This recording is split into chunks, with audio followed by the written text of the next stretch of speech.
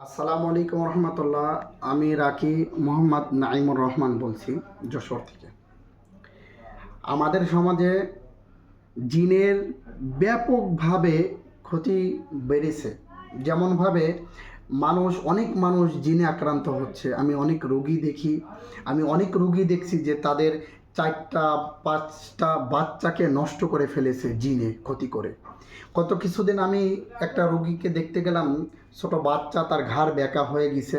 পরে আমি দেখলাম যে কবিরাজরা তাকে তাবিজ দিয়েছে। এই তাবিজের কারণে দেখলাম যে রুকিয়া করলে তাকে কাজ হচ্ছে না। পরে আমি তার ওই তাবিজ কেটে দিলাম, দেওয়ার পরে তাকে রুকিয়া করলাম। দেখলাম মাশাআল্লাহ তার ঘাড়ে জিন হাজির হয়ে গেছে। পরে আমি তাকে জিজ্ঞেস করলাম জিনকে যে তুমি কোথা থেকে এসেছো আর এসেছো কেন? সে বলল যে খেলা করতে যেয়ে তার গায়ে বল মেরেছিল, এই জন্য তার ঘাড়ে লাগছে।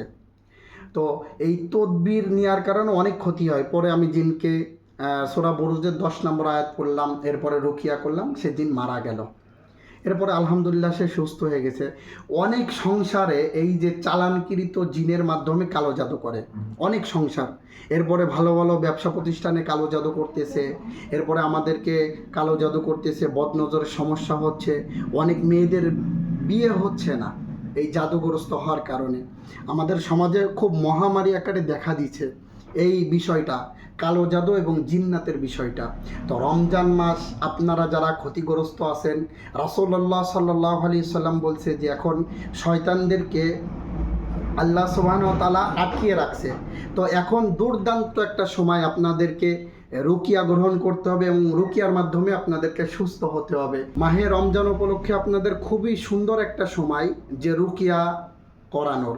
আপনারা যারা ক্ষতিগ্রস্ত আছেন, বিভিন্ন অসুস্থতা আছে, জিন্নাতের সমস্যা আছে, বদনজরের সমস্যা আছে, কালো জাদুগ্রস্ত যারা আছেন এবং মহামারীতে যারা ভুগতেছেন, আমাদের কাছে আসতে পারেন। ইনশাআল্লাহ সঠিক ট্রিটমেন্ট নিয়ে আপনারা সুস্থ হয়ে যাবেন ইনশাআল্লাহ।